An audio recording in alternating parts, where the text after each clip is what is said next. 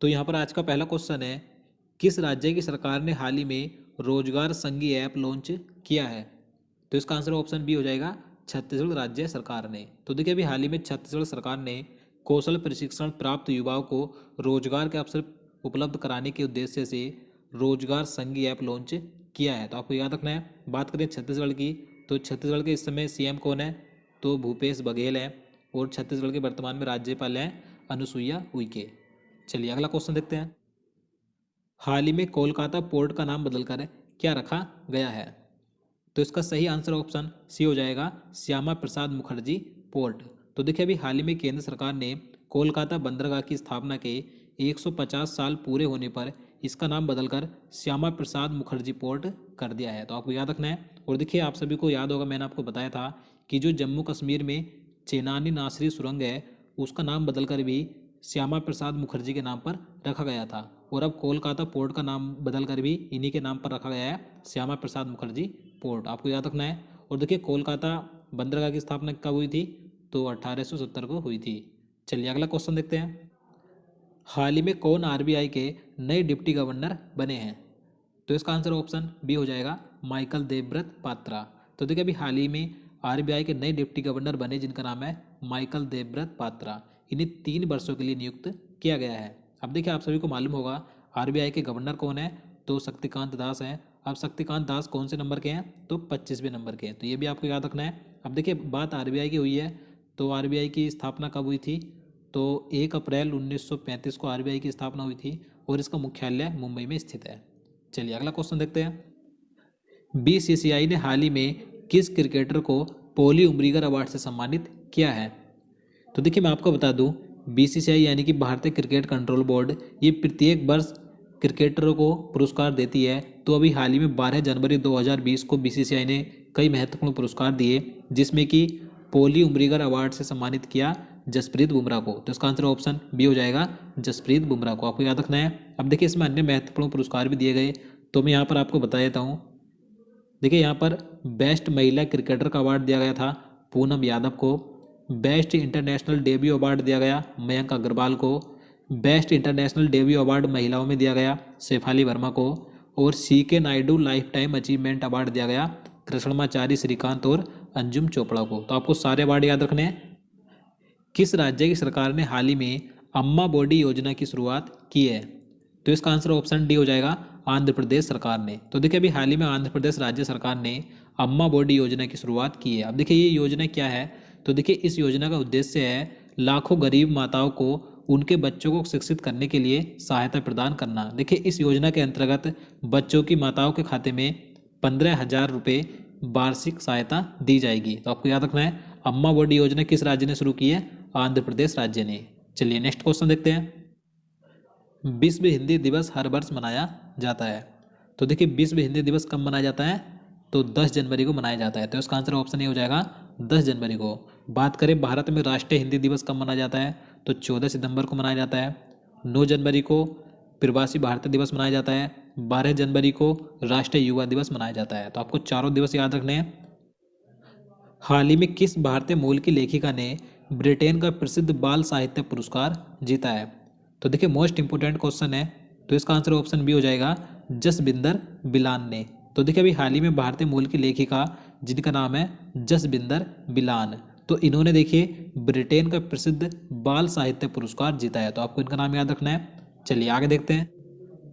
किस राज्य की सरकार ने हाल ही में विक्रम साराभाई बाल नवोन्मेष केंद्र की स्थापना की घोषणा की है? तो इसका आंसर ऑप्शन डी हो जाएगा, गुजरात राज्य सरकार ने। तो देखिए अभी हाल ही में गुजरात राज्य ने बच्चों में नवोन्मेष यानी कि इनोवेशन, हिंदी में कहेंगे नया उत्थान, नया विकास की भावना को जागृत करने के लिए विक्रम साराभाई बाल नवोन्मेष केंद्र की स्थापना की घोषणा की है। तो आपको याद रखना है। अब देखिए बात करें विक्रम साराभाई की, तो ये कौन थे? तो ये एक वैज्ञानिक थे। इन्होंने इसरो यानी कि इंडियन स्पेस रिसर्च ऑर्गेनाइजेशन की स्थापना की थी। देखिए इसरो की स्थापना 15 अगस्त 1969 को हुई थी। तो आपको याद रखना है। हाल ही में पुस्तक कर्म योद्धा ग्रंथ का विमोचन हुआ है, जो किस व्यक्ति पर लिखी गई है? तो इसका सही आंसर ऑप्शन डी हो जाएगा, नरेंद्र मोदी जी पर। तो देखिए अभी हाल ही में 7 जनवरी 2020 को नई दिल्ली में गृह मंत्री अमित शाह ने इस पुस्तक का विमोचन किया। कर्म योद्धा ग्रंथ का। अब देखिए ये पुस्तक किस पर लिखी गई है, तो प्रधानमंत्री नरेंद्र मोदी जी पर लिखी गई है। तो आपको इसका नाम याद रखना है, कर्म योद्धा ग्रंथ। किस राज्य की सरकार ने हाल ही में महिलाओं की सुरक्षा हेतु दामिनी नामक हेल्पलाइन लॉन्च की है? तो इसका आंसर ऑप्शन डी हो जाएगा, उत्तर प्रदेश ने। तो देखिए अभी हाल ही में उत्तर प्रदेश राज्य सरकार ने महिलाओं की सुरक्षा हेतु दामिनी नामक हेल्पलाइन नंबर लॉन्च किया है। अब देखिए ये नंबर क्या है, तो आप नोट कर लीजिए 8114277777। ये हेल्पलाइन नंबर है महिलाओं के लिए। ये एक ऐसा हेल्पलाइन नंबर है जिस पर उत्तर प्रदेश की महिलाएं यूपी परिवहन निगम की बसों में सफ़र के दौरान सुरक्षा के मद्देनज़र शिकायत अथवा सुझाव दे सकती हैं। तो आपको याद रखना है, दामिनी नामक हेल्पलाइन नंबर किसने लॉन्च किया है, शुरू किया है, उत्तर प्रदेश राज्य ने। चलिए अगला क्वेश्चन देखते हैं। हाल ही में 77वें गोल्डन ग्लोब पुरस्कार दिए गए, जिसमें किसे सर्वश्रेष्ठ अभिनेता का पुरस्कार मिला? तो इसका आंसर ऑप्शन सी हो जाएगा, जोकिन फोनिक्स को। तो देखिए अभी हाल ही में जनवरी 2020 में 77वां गोल्डन ग्लोब पुरस्कार समारोह आयोजित किया गया था अमेरिका के कैलिफोर्निया में। तो इसमें सर्वश्रेष्ठ अभिनेता का पुरस्कार दिया गया जोकिन फोनिक्स को। बात करें सर्वश्रेष्ठ फिल्म का पुरस्कार किसे दिया गया था, तो फिल्म 1917 को दिया गया था। तो आपको याद रखना है। भारत का सबसे ताकतवर संचार उपग्रह कौन सा है जिसे हाल ही में लॉन्च किया गया? तो देखिए मोस्ट इंपॉर्टेंट क्वेश्चन है, तो इसका आंसर ऑप्शन बी हो जाएगा, GSAT-30। तो देखिए अभी हाल ही में इसरो ने 17 जनवरी 2020 को फ्रेंच गुयाना के कोरो स्थित स्पेस सेंटर से GSAT-30 का सफलतापूर्वक परीक्षण किया और इसे सफलतापूर्वक कक्षा में स्थापित किया। देखिए ये जो GSAT-30 है, ये संचार उपग्रह यानी कि एक संचार सैटेलाइट है।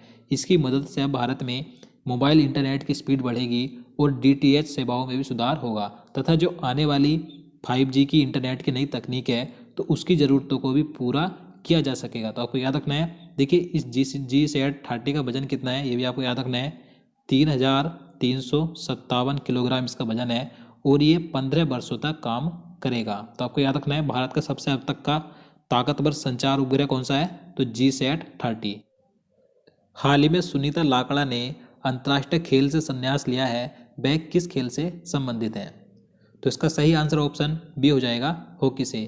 तो देखिए अभी हाल ही में हॉकी की प्लेयर सुनीता लाकड़ा ने अंतर्राष्ट्रीय क्रिकेट खेल से, हॉकी खेल से संन्यास ले लिया है। तो ये हॉकी से संबंधित है। तो आपको याद रखना है। अब देखिए किस राज्य से बिलोंग करती हैं, तो ये उड़ीसा राज्य से बिलोंग करती हैं। चलिए आगे देखते हैं। RBI ने हाल ही में दृष्टि बाधितों की सहायता हेतु एक मोबाइल ऐप लॉन्च किया है जिसका नाम है, तो इसका आंसर ऑप्शन बी हो जाएगा, मनी मोबाइल। तो देखिए अभी हाल ही में RBI ने दृष्टि बाधितों यानी कि नेत्रहीन लोगों को नोटों की पहचान की मदद करने के लिए एक मोबाइल ऐप लॉन्च किया है जिसका नाम है मनी मोबाइल ऐप। तो आपको इसका नाम याद रखना है। देखिए इस मनी मोबाइल ऐप की मदद से ऑडियो के माध्यम से नेत्रहीन व्यक्तियों को नोट की पहचान कराई जा सकेगी। तो आपको याद रखना है।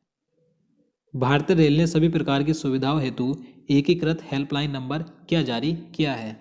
तो इसका आंसर ऑप्शन सी हो जाएगा, 139। तो देखिए अभी हाल ही में इंडियन रेलवे ने रेलवे की सभी सुविधाओं के लिए, जैसे कि पूछताछ, शिकायत या अन्य जितनी भी सुविधाएं हैं रेलवे की, तो उन सभी के लिए एक ही हेल्पलाइन नंबर जारी किया है। कौन सा? 139। तो आपको ये नंबर याद रखना है। अगर आपको रेलवे की कोई भी सुविधा चाहिए तो आप 139 नंबर डायल करके सारी सुविधाएं ले सकते हैं।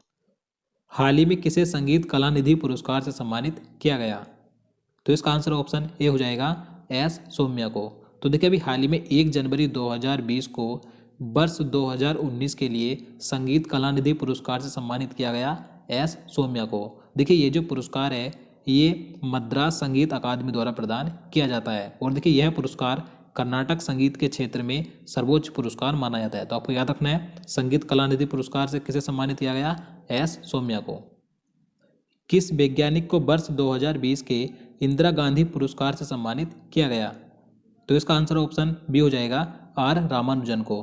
तो देखिए कंप्यूटर वैज्ञानिक आर रामानुजन को 2020 के इंदिरा गांधी पुरस्कार से सम्मानित किया गया। तो देखिए ये महत्वपूर्ण क्वेश्चन है क्योंकि देखिए ये जो पुरस्कार है इंदिरा गांधी पुरस्कार, ये 3 वर्षों बाद दिया जाता है। तो 2020 में अब दिया गया है आर रामानुजन को। अब देखिए इस पुरस्कार की शुरुआत 1986 में भारतीय राष्ट्रीय विज्ञान अकादमी द्वारा की गई थी। अब देखिए आपने नाम सुना होगा इंदिरा गांधी शांति पुरस्कार का। तो देखिए इंदिरा गांधी शांति पुरस्कार अलग है और इंदिरा गांधी पुरस्कार अलग है। 2019 में इंदिरा गांधी शांति पुरस्कार दिया गया था सर डेविड एटनबरो को, और 2020 में इंदिरा गांधी पुरस्कार दिया गया है आर रामानुजन को। तो आपको दोनों याद रखने हैं, दोनों ही अलग हैं।